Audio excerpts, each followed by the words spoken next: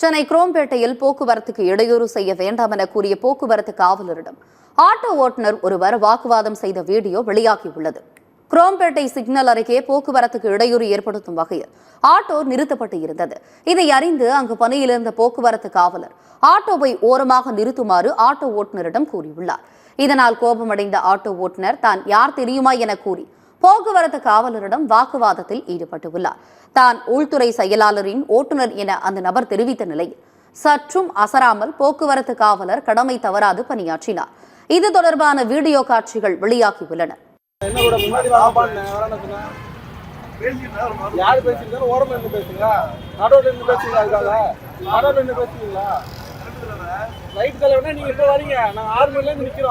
சும்மா கிடையாதுங்க.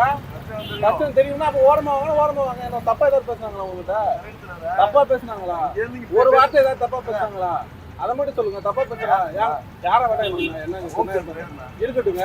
என்னங்க ஆகுது? என்னங்க பண்ணுவீங்க? டாக்ஸி பண்ணுவீங்களா? இருக்கட்டுங்க. ரைட் வாங்க. அவங்களே தப்பா ஏதாவது பேசுனாங்க.